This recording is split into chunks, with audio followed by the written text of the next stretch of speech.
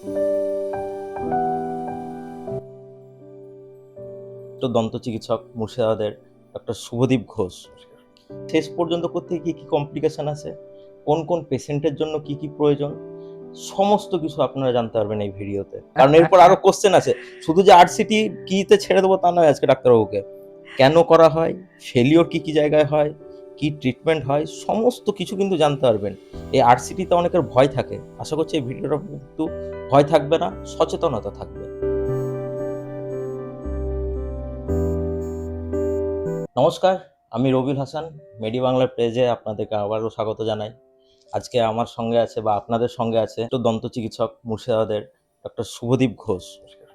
তো ওনার পরিচয়টা জেনে নিয়ে পরবর্তীতে কি কি জানবো সেটা একটু বলে দিই শর্টে। তো আমরা আজকে জানবো যে কি কি ট্রিটমেন্ট হয় সব জেনেছি আগে, কিন্তু সেই ট্রিটমেন্টের ভিতরের কথা জানবো আজকে। যে একটা ট্রিটমেন্টের শুরু থেকে শেষ পর্যন্ত কিভাবে হয় না হয়, বা এক একটা টার্ম যেগুলো আপনারা খুব পরিচিত, স্ক্রিনে লেখা উঠবে, আরসিটি হোক, ব্লিচিং হোক, যাই হোক, সেগুলোর খুঁটিনাটি জানবো আমরা। কিভাবে জানবো যে সেগুলো শুরু থেকে শেষ পর্যন্ত করতে কি কি কমপ্লিকেশন আছে, কোন কোন পেশেন্টের জন্য কি কি প্রয়োজন, সমস্ত কিছু আপনারা জানতে পারবেন এই ভিডিওতে। তো ভিডিওটা স্কিপ করবেন না, ভিডিওটা পুরোটা দেখবেন এবং জানতে পারবেন যে আপনাদের দাঁত আপনাদের জন্য কতটা গুরুত্বপূর্ণ। আর এই দাঁতের সমস্যা যদি আপনারা অবহেলা করেন তাহলে কতটা ক্ষতিগ্রস্ত আপনারা হবেন সেটাও আপনারা এই ভিডিওতে বুঝতে পারবেন। তাহলে চলুন শুরু করা যাক। আমাদের প্রথম কোশ্চেন, যেটা আমাদের খুব common question, root canal treatment বিষয়টা কি? রুট ক্যানাল ট্রিটমেন্ট বিষয়টা যদি আপনি বিস্তারিত বলেন একদম পুঙ্খানুপুঙ্খভাবে, কারণ এরপর আরো কোশ্চেন আছে, শুধু যে আরসিটি কিতে ছেড়ে দেবো তা নয় আজকে ডাক্তারবাবুকে। কেন করা হয়, ফেলিওর কি কি জায়গায় হয়, কি ট্রিটমেন্ট হয়, সমস্ত কিছু কিন্তু জানতে পারবেন। এই আরসিটিতে অনেকের ভয় থাকে, আশা করছি এই ভিডিওটা কিন্তু ভয় থাকবে না, সচেতনতা থাকবে। ডাক্তারবাবু বলুন এবার। আচ্ছা, আরসিটির ব্যাপারে বলতে গেলে প্রথমে পেশেন্টের কনফ্রন্টেশন যেটা থাকে, খুব ব্যথা, ওই যে ভয়টা। প্রথমে একটা জিনিস বলি, আরসিটিতে এখন পুরোনো দিনের যে রুট কানাল ট্রিটমেন্ট ছিল বা যা প্রসিজিয়ার ছিল, তাতে যেভাবে আরসিটি ট্রিটমেন্টটাকে অ্যাপ্রোচ করা হতো ডাক্তারবাবুরা বা দাঁতের ডাক্তাররা যেভাবে করতেন, এখন সেটা অনেকটা পাল্টে গেছে। চেঞ্জ হওয়া বলতে কি, আগে হ্যান্ড ফাইলিং ছিল, শুধুমাত্র হাতের ফাইল দিয়ে পরিষ্কার করা হতো, এখন সেই দিনটা নেই। এখন সেটা অনেকটা চেঞ্জ হয়ে গেছে, এখন রোটারি ফাইলস এসে গেছে, মোটরাইজড মেশিন দিয়ে কাজ করা হয়, রুট কানাল ট্রিটমেন্ট পদ্ধতিটা অ্যাক্সেস করা হয়। তাছাড়া মাইক্রোস্কোপ ঢুকে গেছে, এখন অনেক প্রিসিশন গাইডেড ওয়ার্ক। আরসিটির ট্রিটমেন্টটাই ইটসেলফ হচ্ছে খুব ডেলিকেট একটা ট্রিটমেন্ট, মেজারমেন্ট ওয়াইজ এবং প্রপার প্রিসিশন যদি না থাকে তাহলে কিন্তু আরসিটি ট্রিটমেন্ট ফেলিওরের দিকে এগোতে পারে। আচ্ছা, রুট ক্যানাল ট্রিটমেন্ট আমরা করি কখন স্পেসিফিক্যালি? কখন দরকার হয়? আমাদের দাঁতে যখন কোনো গর্ত হয় বা ক্যারিজ বা ক্যাভিটি যেটা আমরা বলে থাকি স্পেসিফিক্যালি, তো ক্যাভিটিটা যখন দাঁতের ভেতরে শ্বাস অংশ পর্যন্ত, যেটা শিকড়ের ভেতরে থাকে, সেই পর্যন্ত যখন ক্যাভিটিটা পৌঁছে যায়, তখন একটা পার্টিকুলার কয়েকটা সিমটমস পেশেন্টরা বুঝতে পারেন। এক হচ্ছে দাঁতে দাঁতে চাপ দিলে ব্যথা, প্রথম জিনিস। দ্বিতীয়ত ঠান্ডা গরম জলে শিরশির করা বা সেন্সিটিভিটি। তৃতীয়ত মাড়ি ফুলে যাওয়া। এই ক্ষেত্রে প্রথমে আগে যেটা দেখতে হবে, এক্স-রে করে যে দাঁতটা বাঁচানোর মতো অবস্থায় আছে কিনা, প্রথম যে জিনিসটা আমাদের দেখতে হয়। যদি দাঁতের স্ট্রাকচারাল ইন্টিগ্রিটিটা ঠিক থাকে এবং বাঁচানোর মতো পরিস্থিতিতে থাকে, এক্স-রে দেখার পরে তবেই সেটাকে রুট কানাল ট্রিটমেন্ট করা হয়। এবার রুট কানাল ট্রিটমেন্ট বলতে কি, দাঁতের ভেতরে যে শ্বাস অংশ সেই পর্যন্ত পৌঁছে দাঁতের গোড়ায় যে ইনফেকশনটা ছড়িয়েছে, যেটা আমরা মেডিকেল ভাষায় বলি পেরিয়াপাইকাল ইনফেকশন, সেইটাকে সম্পূর্ণ ড্রেন আউট করে, কমপ্লিট ইরিগেশন করে, ভেতরে ওষুধ দিয়ে রেখে সেটাকে সুস্থ করে, তারপরে গোড়া থেকে ওপর পর্যন্ত পুরোটা পার্মানেন্ট ফিলিং করা, এই পুরো পদ্ধতিটার নাম হচ্ছে রুট কানাল ট্রিটমেন্ট। এবার দাঁতের গোড়ার ইনফেকশন, যেটা অনেকে ভেবে থাকেন কি দাঁতে ব্যথা হলো, ওষুধ খেলাম, সেরে গেল, কখনোই এটা সম্ভব না। প্রথম জিনিস, দাঁতের গোড়ার ইনফেকশন ওষুধে সম্পূর্ণ কোনোদিন সারে না।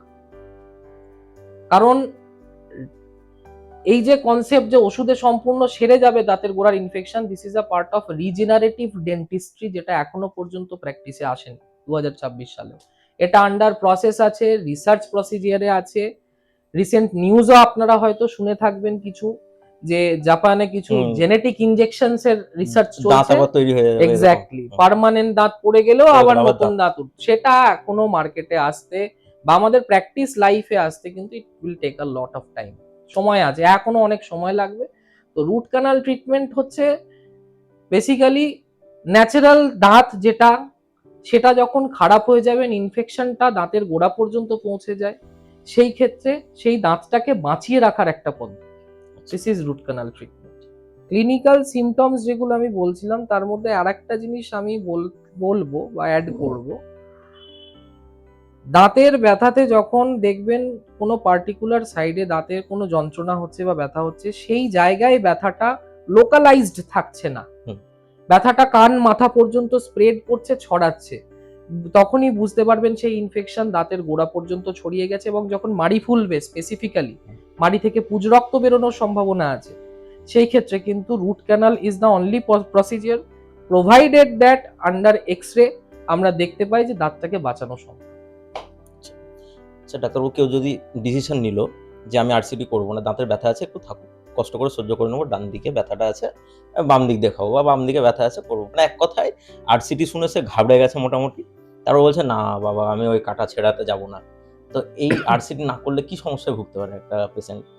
আচ্ছা, প্রথমত যে জিনিসটা আমার বলার সেটা হচ্ছে রুট কানাল ট্রিটমেন্ট বা আরসিটি একটা পার্টিকুলার ফিল্ড অফ ডেন্টিস্ট্রিতে পড়ে, যেটাকে বলা হয় কনজারভেটিভ ডেন্টিস্ট্রি। কনজার্ভ শব্দটার মানে হচ্ছে বাঁচিয়ে চিকিৎসা করা। এবার বাঁচানো মানে কি, আমরা দাঁতটাকে বাঁচানোর চেষ্টা করছি। এবার পেশেন্টের যেটা ভয়, প্রথমত ভয়টা কাটিয়ে ফেলুন। ভয়ে আরসিটি নিয়ে এখন আর ভয়ের কোনো প্রশ্ন নেই। বিকজ আরসিটি, দেখুন, শরীরের যে কোনো চিকিৎসায় উইদাউট পেন হয় না, কিন্তু আগেকার দিনে আরসিটি করতে যে ব্যথাটা হতো বা যেটা হতো, that is exactly due to the lack of precision, যে আমরা কতটা ফাইলিং করব, কতটা ভেতরে ঢুকবো, এই জিনিসগুলোর কিন্তু এখন মেজারমেন্ট নেওয়ার অনেক পদ্ধতি বেরিয়ে গেছে, মেশিনস বেরিয়ে গেছে, যেগুলো আমরা রেগুলার ডেতে রুট কানালের জন্য ব্যবহার করে থাকি। তো আরসিটির ক্ষেত্রে এখন it is almost painless, it is not completely painless, but it is almost painless, এটুকু আমি বলতে পারি। তাহলে এক আচ্ছা। মাঝখান থেকে কথা কাটছি, হুম। আরসিটি করার পর মানে একটা নর্মাল লাইফে ফিরতে বা নর্মাল খাবার দাবার খেতে কতদিন পর থেকে শুরু করতে পারবে পেশেন্ট? দেখুন, বেসিক্যালি দাঁতের গোড়ার যে ইনফেকশনটা থাকে, হুম। সেইটার ইন্টেন্সিটি কতটা, বাট সেটা কমতে কতটা সময় লাগছে, সেইটার উপরে ডিপেন্ড করে আপনার দাঁতটা কবে আবার পুনরায় নিজের ফাংশনাল এবিলিটিতে ফিরে আসবে, যাতে আগের মতো মানুষটি বা পেশেন্টটি খাবার চেবাতে পারে। ঠিক। আমাদের মেন কাজ দুটোই আরসিটির ক্ষেত্রে, দাঁতটাকে বাঁচানোর দুটো কারণ। এক হচ্ছে স্ট্রাকচারাল ইন্টিগ্রিটি মেনটেন করা, দ্বিতীয়ত হচ্ছে ফাংশনাল এবিলিটি মেনটেন করা। হুম। দাঁতের আকারটাকে মেনটেন করে, দাঁতের যাতে, মেন কাজই তো খাবার চেবানো, ম্যাস্টিকেটারি ফোর্স, তো ওই খাবার চেবানোর মতো পর্যায়ে যাতে এনে দিতে পারি, এই জায়গা পর্যন্ত আনতে এটা ডিপেন্ড করে দাঁতের গোড়ার ইনফেকশন কতটুকু আছে। আপনি যত কম দিন ফেলে রাখবেন, যত আপনি কনসার্নড হবেন, তত আপনার ট্রিটমেন্ট করতে কম সময় লাগবে। হুম। যত সময় বেশি ফেলে রাখবেন, তত ট্রিটমেন্ট করতে সময় বেশি লাগবে। This is the thing. RCT না করলে, দাঁতের গোড়ায় ইনফেকশন থাকা সত্ত্বেও আরসিটি না করালে যেটা সমস্যা হবে, প্রথমত দাঁতটা আস্তে আস্তে নষ্ট হয়ে যাবে। নষ্ট হয়ে যাওয়া মানে সেই দাঁতটা তোলা ছাড়া আর দ্বিতীয় কোনো গতি থাকবে না। সেই অবস্থায় যদি আপনি ফেলে রাখেন, দাঁতের গোড়ার ইনফেকশনটা বাড়তে থাকবে, আস্তে আস্তে একটা সিস্ট বা থলের মতো ইনফেকশন হবে, যেটা কাটা ছেঁড়া করা না করে যে দাঁতটাকে বাঁচানো যেত বা যেটা ট্রিটমেন্ট করা যেত, পরবর্তীকালে কিন্তু সেখানে আপনার বোন লস হবে, প্রথমত মাড়িতে ইনফেকশন হবে। ইনফেকশনটা, আমাদের এখানে সাবমান্ডিবুলার গ্ল্যান্ড থাকে, এই গ্ল্যান্ডের মাধ্যমে ভেতরের লিম্ফ নোডসে ছড়িয়ে গেলে ইনফেকশনটা বাড়তে থাকবে। সেই ইনফেকশনটা কমাতে সময় লাগবে, তার সাথে কাটাছেঁড়া তো রয়েছে। এই যদি আরসিটি না করে ফেলে রাখেন দাঁত, তাহলে এই সমস্যাগুলো জুড়বে। তাহলে আমাদের যেটা হচ্ছে যে আরসিটি তো খুব গুরুত্বপূর্ণ একটা বিষয়, মানে ভয় পাওয়ার কিছু নেই। দাঁতের সমস্যা হলে নিকটবর্তী ডেন্টিস্টের কাছে যাবেন, তার অনুযায়ী পরামর্শ নেবেন, এবং যদি বলে আরসিটি করতে হবে তাহলে ভয় পাবেন না, কারণ একটা ট্রিটমেন্ট যদি না করেন সেখান থেকে অনেক সমস্যা শুরু হতে পারে। ডাক্তারবাবু, এই আরসিটি করার পর আরসিটি করে কি ছুটি না, এরপর যে এই ক্রাউন কথাটা খুব একটা ঘুরছে এখন, মানে কিছুদিন আগে হয়তো ছিল না, এখন সোশ্যাল মিডিয়ার মাধ্যমে আসার পর থেকে এই ক্রাউন ক্রাউন ডাক্তারবাবু ক্রাউনটা হচ্ছে তো নাকি এরকম, এই ক্রাউন ব্যাপারটা কি, মানে আরসিটি করার পর ক্রাউনটা কতটা জরুরি বা কি ব্যাপারটা বিষয়টা? আরসিটি করার পরে বেসিক্যালি ক্রাউনটা দেওয়াটা সম্পূর্ণ নির্ভর করে দাঁতটা কতটা নষ্ট হয়েছে। দাঁতের যে স্ট্রাকচার যেটা আরসিটি করার আগে সেটা কতটা নষ্ট হয়েছে তার উপরে ডিপেন্ড করে যে দাঁতের ক্রাউন দেওয়া জরুরি কিনা। এছাড়া আরো কিছু পার্শ্ববর্তী কারণ আছে। তো আমি কোনো একটা ইন্ডিভিজুয়াল টুথের কথায় বা কোনো একটা পার্টিকুলার দাঁতের কথাই যদি ভাবি, দাঁতটা কিছুটা ভেঙে গেছে, ব্যথা হওয়ার সাথে সাথে দাঁতের স্ট্রাকচারাল লস হয়েছে, কিন্তু সেটা বাঁচানো যাবে। যদি এরকম পরিস্থিতি থাকে সেই ক্ষেত্রে আমরা সবসময় চেষ্টা করি ক্রাউনটা দিয়ে দেওয়ার। তার সবচেয়ে প্রাইমারি মোস্ট ইম্পর্টেন্ট কারণ হচ্ছে স্ট্রাকচারাল ইন্টিগ্রিটি, দাঁতের আকারটাকে শক্ত করা, প্রথম জিনিস। সেকেন্ড, তার উপর যদি আমরা ক্রাউন দিই তার মানে হচ্ছে দাঁতের ফাংশনাল এবিলিটি, যেটা আমি বলছিলাম, দাঁতের কার্যকরিতা, খাবার চেবানোর ক্ষমতা, সেইটাকে ফিরিয়ে আনার জন্য এবং পরবর্তীকালে দাঁতে যাতে আর কোনো ইনফেকশন না হয় বা স্ট্রাকচারটা ভেঙে না যায়, এই জন্য ক্রাউন দেওয়া। একটা পেশেন্ট এসছে আমার কাছে, হঠাৎ করে একজন বলছে যে আমার যে আরসিটি করিয়েছি সে আরসিটির পরেও আমার সেই একই সমস্যা, মানে আমি বুঝতে পারলাম যে আরসিটিটা ফেল হয়েছে। ডাক্তারবাবু এই আরসিটি ফেলিওর ব্যাপারটা কি? আরসিটি ফেলিয়ার হওয়ার অনেক কটাই কারণ আছে। শর্টেজ যদি হ্যাঁ, একটু ডেফিনেটলি। অ্যাওয়ারনেসের জন্য। দেখুন, ব্যাপারটা হচ্ছে আরসিটি ওই যে শুরুতে আমি বললাম না, একটা প্রিসিশন গাইডেড ওয়ার্ক। হুম, প্রত্যেকটা রুটস এবং ক্যানালের মাপ নিয়ে প্রপার ইরিগেশন করা, ভেতরটা পুরো ক্লিন করা, ভেতরের ইনফেকশনটা সম্পূর্ণ বের করা, সেটা মেডিকেশন দিয়ে দাঁতের ভেতরে মেডিকেশন দিয়ে সারানো। এই প্রসিজারের মধ্যে কোনো একটা জায়গায় যদি গাফিলতি থেকে থাকে, আরসিটি ফেলিয়ার যে কোনো সময় হতে পারে। এই জন্যই রুট ক্যানাল ট্রিটমেন্টের খরচা বেশি, হুম, এই জন্যই রুট ক্যানাল ট্রিটমেন্ট করতে কিছুটা সময় লাগে বা দুটো তিনটে সিটিং লাগে, আচ্ছা আচ্ছা। যাতে একটা দাঁতের যখন ইনফেকশন হচ্ছে সেই ইনফেকশনটা দাঁতের গোড়া পর্যন্ত ছড়াচ্ছে, সেটা নিশ্চয় একদিন দুদিনে হয়নি, না, মাসের পর মাস, একটা গোটা বছর, ১.৫ বছর, ২ বছর ধরে দাঁতটা আস্তে আস্তে আস্তে আস্তে খারাপ হতে শুরু করেছে, তারপরে শ্বাস অংশ পর্যন্ত ইনফেকশনটা ছড়িয়েছে, তাই তো? হুম, তাহলে সেইটাকে ঠিক করতে গেলে আমাকে কিছুদিন হলেও তো ভেতরে মেডিসিন দিয়ে রাখতে হবে। এই জন্য আরসিটি ট্রিটমেন্টটার ক্ষেত্রে একটু সময় লাগে। আর ট্রিটমেন্টের ক্ষেত্রে বহু কিছু প্রসিজিয়ার্স আছে, প্রসিজিয়ারে যদি ল্যাগিং হয় তাহলে আরসিটি ফেলিয়ার হতেই পারে। এছাড়া আরো কারণ আছে, আমরা যে ওষুধটা দিই আরসিটি কমপ্লিট হওয়ার পরে, একটা রুট ক্যানাল ট্রিটমেন্টের ক্লিনিং প্রসিজিয়ার হওয়ার পরে দাঁতের ভেতরে যে আমরা গাটা পারচা নামে যে জিনিসটা দিই পার্মানেন্ট ফিলিং এর জন্য উইথ আ সিলার, সেটা যদি শর্টেজ থাকে সেটার থেকে ইনফেকশন হতে পারে। যে নর্মাল স্যালাইন এবং আমরা হাইপো বা যেটা আমরা দিয়ে ভেতরটা ক্লিন করি, ইরিগেট করি, সেই মেটেরিয়ালটা যদি প্রপারলি তলা পর্যন্ত না পৌঁছায় বা ইরিগেশন যদি সম্পূর্ণ না হয়, সেটা থেকে প্রবলেম হতে পারে।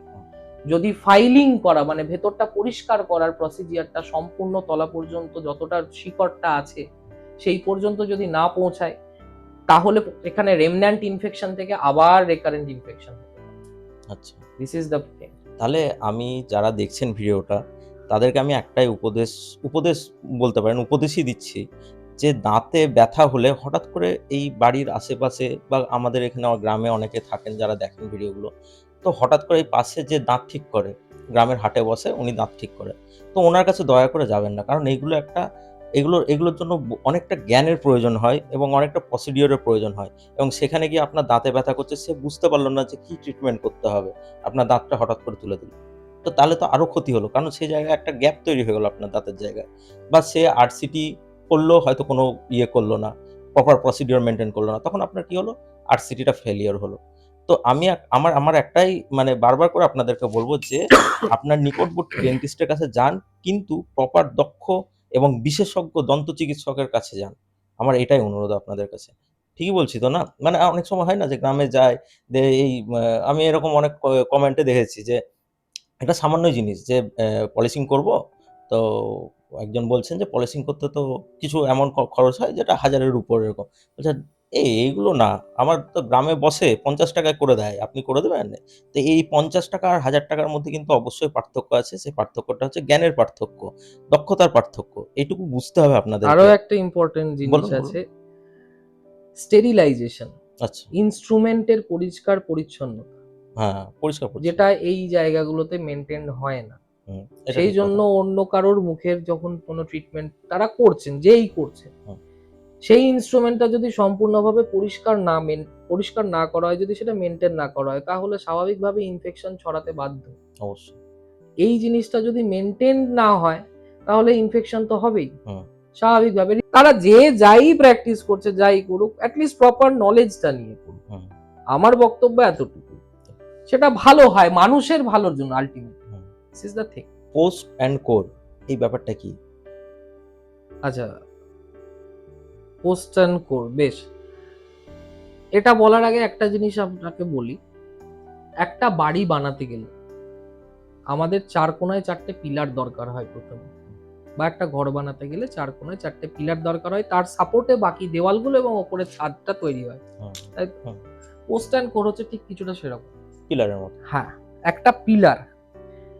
এটার কাজ কি? কাজ হচ্ছে আমাদের অনেক ক্ষেত্রে কি হয়, দাঁতের বেশ কিছুটা অংশ ভেঙে যায় এবং যখন ভেতরে ইনফেকশন ছড়িয়ে যায় সেক্ষেত্রে আমরা আরসিটি তো করতেই হয়। হুম, যেক্ষেত্রে দেখি যে দাঁতটা বাঁচানো সম্ভব। এবার বাকি আকারটাকে তৈরি করার জন্য বা পুরো স্ট্রাকচারটাকে দাঁড় করানোর জন্য বা স্ট্রাকচারাল ইন্টিগ্রিটি মেনটেন করার জন্য হুম, তখন আরসিটি করার পরে আমরা এই একটা দাঁতের ক্যানালের ভেতরে পোস্ট বা খুঁটি দিয়ে থাকি হুম। যাতে আকারটাকে মজবুত করা যায়। আচ্ছা। This is post and core. Modern dentistry যেটা দেখছি আমি এতক্ষণ কথাবার্তা বলার পর যে দাঁতে ব্যথা হলেই দাঁত তুলে দাও, এটা কিন্তু লক্ষ্য নয়, তাই তো? মানে না, এই দাঁতটাকে কিভাবে কনসেপ্ট বাঁচানো যায় এখন এই কনসেপ্টটা চলে পুরনো যাচ্ছে। চলে যাচ্ছে আস্তে, আস্তে। সত্যি কথা বলতে modern dentistry is all about saving the natural tooth. আপনার ঈশ্বর প্রদত্ত বা উপরওয়ালার দান যেটা, হুম, সেইটা যতক্ষণ সম্ভব বাঁচানো যায় ততই ভালো। কারণ আমি চিকিৎসক হয়েও একটা কথা বলছি, যেটা আপনি ন্যাচারালি পেয়েছেন, হুম, জন্মগতভাবে পেয়েছেন, সেটা আমরা কোনো যদি রিপ্লেসমেন্ট করি আমরা মানুষ হয়ে, সেটা ৯৯% হবে। কিন্তু ১০০% হয় না। হুম, হবে না কোনোদিন। ঠিকই। যেটা উপরওয়ালা দিয়ে পাঠিয়েছে সেটা ১০০% হতে পারে। ৯৯% পর্যন্ত আমরা পৌঁছাতে পারি। বাকি ১% ১০০% কিন্তু হবে না। তাহলে দাঁত খুবই মূল্যবান জিনিস। মানে আপনি লাখ, লাখ কেন কোটি, কোটি টাকা ঢেলেও আপনার যে ন্যাচারাল দাঁত আছে তার মতো দাঁত সত্যি পাবেন না। তাহলে কি হয়? যে দাঁতের যাতে সমস্যা না হয় সেটার জন্য আগে থেকেই আমাদেরকে ব্যবস্থা নিতে হবে এবং যেকোনো ক্ষেত্রেই বছরে অন্তত ২ বার, ২ বার নিকটবর্তী যে ডেন্টিস্ট ক্লিনিক থাকবে, দক্ষ দন্ত বিশেষজ্ঞ থাকবেন, তার কাছে অবশ্যই আপনার দাঁতটা চিকিৎসা করিয়ে নেবেন বা দাঁতটা একবার অন্তত দেখিয়ে নেবেন যে দাঁতের কোনো সমস্যা হচ্ছে কি হচ্ছে না। ঠিক আছে? কারণ একবার যদি ওই দাঁত চলে যায়, আপনি লাখ, লাখ টাকা ঢালতে পারেন, আপনি অনেক কিছু করতে পারেন, অনেক কিছু প্রসেস আছে স্যারের কাছে সেগুলো আসবো আমরা আস্তে, আস্তে আসবো যে একটা দাঁত না থাকলে কি হতে পারে বা তার উপায় কি। কিন্তু ওই যে ঈশ্বরের দেওয়া যে দাঁতটা তার মতো দাঁত কিন্তু আপনি পাবেন না। দাঁত খুবই মূল্যবান জিনিস এবং এটার কেয়ার করুন আপনারা এবং আমরা সবাই কেয়ার করব। এটা আমরা মাথায় রাখবো। ডাক্তার পালপেক্টমি এই টার্মটা একটু ডিফাইন করুন আপনার ভাষায়। আচ্ছা। বড়দের দাঁতের ক্ষেত্রে যেটা আমরা রুট ক্যানাল ট্রিটমেন্ট বলি, ছোটদের বা দুধ দাঁত বা ডেসিডুয়াস টুথ, বাচ্চাদের দাঁতে যখন দাঁতের গোড়ায় ইনফেকশন ছড়িয়ে যায় বা ইনফেকশনের সংক্রমণ হয়, সেই ক্ষেত্রে আমরা পালপেক্টমি করে থাকি। পালপেক্টমি হচ্ছে ছোটদের দাঁতের আরসিটি বা বেবি টুথ আরসিটি বলা হয়। আচ্ছা। তো পালপেক্টমি আমরা তখন একই জিনিস বাচ্চাদের ক্ষেত্রে যখন দাঁতে দাঁতের ফাঁকে খাবার ঢুকলে ব্যথা করে। হুম, বাচ্চাদের মেন ক্লিনিক্যাল সিম্পটম হচ্ছে মাড়ি ফুলে যাবে, দাঁতে খাবার চেবাতে ব্যথা করবে এবং মিডনাইট পেন বা নকচার্নাল পেন খুব হয়। এটা বড়দের ক্ষেত্রেও হয়, তবে বাচ্চাদের ক্ষেত্রেও হয়। এবার বাচ্চারা যেহেতু পেনটা কম সহ্য করতে পারে কোয়াইট ন্যাচারালি, দাঁতের ভেতরে গর্ত, এটা এটা পেরেন্টসদের নিজেদেরই খেয়াল রাখতে হবে। হুম, তো এরকম যদি পেন হয় বাচ্চাদের, সেই দাঁতটা যদি বাঁচানোর মতো পরিস্থিতি থাকে, কারণ বাচ্চাদের যা দাঁত থাকে, হুম, বাচ্চাদের মুখে টোটাল থাকে ২০টা দাঁত, আচ্ছা। বড়দের মুখে থাকে ৩২টা দাঁত। তো এই ২০টা দাঁতের তো সবকটা দাঁত তো একই সময়ে পড়ে না, সময় আছে। পার্টিকুলার কোনো বয়সে কোনো পার্টিকুলার দাঁত পড়ে, কোনো সময় সেই সময় আবার পার্মানেন্ট দাঁত ওঠে। তো এইগুলো, এটার একটা প্রপার নলেজ দরকার পেরেন্টসদেরও বা বাচ্চাদের বাবা মায়ের, এবং আমি আমার সমস্ত পেশেন্টস, যারা বাচ্চা পেশেন্টস আছে তাদের বাবা মাকে আমি এটা অ্যাডভাইস করি যে কোন বয়সে কোন দাঁতটা উঠবে, কোন বয়সে কোন দাঁতটা পড়ছে, এটা খেয়াল রাখার জন্য। এটা খুব ইম্পর্টেন্ট। তো বাচ্চাদের তো প্রথমে দুধ দাঁত থাকে, তো মানে দুধ দাঁত নিয়ে কি চিন্তা করার কোনো ব্যাপার আছে? দুধ দাঁতটা তো উঠেই যাবে এরকম অনেকেই ভাবে। তো এই ধারণাটাকে যদি একটু পরিষ্কার করা হয়, মানে বাচ্চাদের তো দুধ দাঁত উঠে যাবে, আবার তো ভালো দাঁত হবে। তো আমার মূল কোশ্চেন হচ্ছে যে এই দুধ দাঁতের যদি খেয়াল না রাখা হয় তাহলে এটা পার্মানেন্ট দাঁতের উপর কতটা এফেক্ট ফেলতে পারে? ডেফিনেটলি এটা এফেক্ট করতেই পারে। দুধ দাঁত যদি প্রপারলি মেনটেন্ড না থাকে, এটা বাবা মায়েরই দায়িত্ব বাচ্চার দাঁত প্রপারলি ব্রাশ করিয়ে দেওয়া। এখনকার দিনে ফিঙ্গার ব্রাশ পাওয়া যায়। এখন একটা ছোট বাচ্চাকে তো আপনি একটা বড় মানুষের মতো বোঝাতে পারবেন না যে আপনার ব্রাশ করা প্রয়োজন, সে কতটুকু বুঝবে। এটা বাবা মায়ের দায়িত্ব ডেফিনেটলি, যে বাচ্চাকে সময় মতো দিনে দুবার ব্রাশ করানো, সেটা অবশ্যই। এবং তার সাথে যেটা সবচেয়ে মেন কনসার্ন এখনকার দিনে, যে বাচ্চাদের ক্ষেত্রে স্টিকি ফুড, এই যে চিপস, নুডলস, চকলেট, ক্যান্ডি, এগুলো হচ্ছে স্টিকি ফুড, দাঁতের সারফেসের ওপর লেগে থাকে। এবার একটা কেরিজ তৈরি হতে মাত্র আধা ঘন্টা সময়ই যথেষ্ট। একটা বাচ্চা যদি একটা চকলেট বা স্টিকি ক্যান্ডি বা কিছু খায়, সেটা যদি দাঁতের সারফেসের ওপর আধ ঘন্টা যদি লেগে থাকে, সেখান থেকে একটা কেরিজ বা দাঁতে পোকা লাগা যেটা আমরা বলে দাঁতে পোকা থাকি, লাগা। সেইটা কিন্তু সেখান থেকে স্টার্ট হয়ে যাবে। আচ্ছা। তো এটা বাবা মায়ের দায়িত্ব যে বাচ্চা যখনই কিছু খাচ্ছে তারপরে ভালোভাবে যেন মুখটা ধুইয়ে পরিষ্কার করিয়ে দেওয়া হয়, এবং দরকার হলে হালকা উষ্ণ গরম জলে কুলি করিয়ে দেওয়া। এটা মেনটেনেন্সে রাখা খুব প্রয়োজন। কারণ দুধ দাঁতে যদি একটা দুধ দাঁতের তলায় পার্মানেন্ট দাঁতটা ছোট্ট একটা টুথবার্ড হিসেবে ফর্ম হয়। ফুলের কুড়ি যেমন হয় সেরকম একটা কুড়ির মতো ফরমেশন হয়। এই দুধ দাঁতের গোড়ায় যদি ইনফেকশন ছড়িয়ে যায়, সেই ইনফেকশনটা তো সেই পার্মানেন্ট দাঁতে গিয়ে ছড়াবে। তখন পার্মানেন্ট দাঁতে তো শুরু থেকেই ইনফেকশন হতে শুরু করবে। এইটা যাতে না হয় সেই জন্য দুধ দাঁত কিন্তু মেনটেন করা খুব প্রয়োজন। দুধ দাঁত তো পড়ে যাবে, ডেফিনেটলি পড়বে। সে যদি পড়ে যাওয়ার আগে তার আগে নেক্সট যে দাঁতটা আসবে সেখানেই যদি ইনফেকশন ছড়িয়ে যায়, শুরু থেকেই তো বাচ্চাটার দাঁতের সমস্যা হয়ে যাবে। আচ্ছা, আর একটা অনেক সময় দেখেছি আমরা বাচ্চাদের হ্যাবিট, যে রাত্রেবেলায় এই বুড়ো আঙুলটা মুখের মধ্যে ঢুকিয়ে দিয়ে ঘুমাচ্ছে, চুষছে আর ঘুমাচ্ছে। তো এই ব্যাপারে যদি কিছু মানে এই হ্যাবিটটা তো নিশ্চয়ই আমার যতদূর ধারণা যে এটা একটা ব্যাড হ্যাবিট এবং এটা দাঁতের উপরেও খুব গভীরভাবে প্রভাব ফেলে। তো আপনার কি বক্তব্য? মানে আপনি তো একজন স্পেশালিস্ট, আপনি কিভাবে দেখেন ব্যাপারটা? এটা এটা যেটা বলা হয়, দিস ইজ থাম সাকিং হ্যাবিট আচ্ছা। বাচ্চাদের ক্ষেত্রে। এরা সবচেয়ে বড় প্রভাব পড়ে হচ্ছে দাঁতের আকারের উপর। দাঁতের আকার এবং দাঁতের অ্যালাইনমেন্ট যেটা আমরা বলে থাকি। একটা বাচ্চা যখন কোনো আঙুল দাঁতের ভেতরে বা মুখের ভেতরে দিয়ে রাতের বেলা দিয়ে ঘুমাচ্ছে, সে তো তখন আনকনসিয়াস। এবার ওপর নিচের দাঁত তো কামড়ে থাকতে চাইবে সব সময়। তো সেটা যখন সে পারবে না, সেই আঙুলের ওপর চাপ পড়ছে, দাঁতগুলো আস্তে আস্তে আস্তে আস্তে কিন্তু বেঁকতে থাকবে। যখনই বেঁকতে থাকবে, দাঁতটাকে সাপোর্টিং সিস্টেম কি? হাড়। এবার হাড়ের ওপর আস্তে আস্তে চাপ পড়বে, হাড়ের আকারটা সেরকম ভাবে বেঁকতে থাকবে। তখন তার কিন্তু গ্রোয়িং ফেজ, হাড় কিন্তু নরম। তখন যেমন এঁটেল মাটি হয় না, ভিজে মাটি, আমরা যেমন আকার দিই সেরকম আকার তৈরি হবে, বাচ্চাদের ক্ষেত্রেও কিন্তু ঠিক তাই। যেমন ভাবে হাড়টাকে তৈরি করা হবে, সে কিন্তু সেরকম ভাবে তৈরি হবে। এই বাচ্চাদের বাবা মাদের উদ্দেশ্যে যদি দুটো সাজেশন বা টিপস যদি দেন। দুটো থেকে তিনটে জিনিস আমি বলবো বাচ্চাদের ক্ষেত্রে। একটা হচ্ছে হ্যাবিট গ্রো করানো। যে এখনকার দিনে সবচেয়ে বড় প্রবলেম হচ্ছে দুটো জিনিস, একটা হচ্ছে নার্সিং বটল কেরিজ, আর হচ্ছে early childhood caries. Early childhood caries বলতে কি হয়, দেখুন বাচ্চাদের দাঁত কখনো বড়দের দাঁতের মতো এতটা স্ট্রং হয় না, লেয়ার্স গুলো পাতলা হয়, স্বাভাবিকভাবে ওটা ক্ষয়ে যাওয়ার চান্স বেশি। এবার আর্লি চাইল্ডহুড কেরিজ সবচেয়ে বেশি হয় হচ্ছে এই সুগারি লিকুইড বা সুগারি ফুড খাওয়ার জন্য, ক্যান্ডিজ আমার বলা উচিত হবে না, but sugary liquid, that's what it is. তো এই জিনিসগুলো থেকে যদি বাচ্চাকে একটু আটকানো যায়, এই হ্যাবিট যদি বন্ধ না করা হয়, কিছুই না, বাচ্চার দাঁত সময়ের আগে ক্ষয়ে যাবে, দাঁতের গোড়ায় ইনফেকশন হবে, প্রথমত খাবার চেবাতে পারবে না, দ্বিতীয়ত মাড়িতে ইনফেকশন হবে। তখন সেই ক্ষেত্রে দরকার হলে পালপেক্টমি করতে হবে, ট্রিটমেন্ট প্রসিজিয়ারের মধ্যে দিয়ে যেতে হবে। এইগুলোকে অ্যাভয়েড করতে গেলে এই যদি প্রিকশনারি মেজার্স কিছু নেওয়া যায়, তার সাথে যেমন বললাম দিনে 2বার করে ব্রাশ করানো, ফিঙ্গার ব্রাশ করানো। যদি বাচ্চা নিজে না ব্রাশ করতে চায়, এখন ফিঙ্গার ব্রাশেস বাজারে অ্যাভেলেবেল আছে মার্কেটে, তো ফিঙ্গার ব্রাশেস পেরেন্টসরা ইউজ করাতে পারেন। প্রপারলি মাউথ রিনজিং করানো, কুলি করিয়ে দেওয়া উষ্ণ গরম জল দিয়ে বা জল দিয়ে, যে কোনো খাবার খাওয়ার পরে। এই জিনিসগুলো দরকার, এইগুলো ইম্পর্টেন্ট। পেরেন্টসদের ক্ষেত্রে এটা আমি বলবো যে এই মেনটেনেন্স গুলো রাখবেন, তাতে সুবিধা হবে।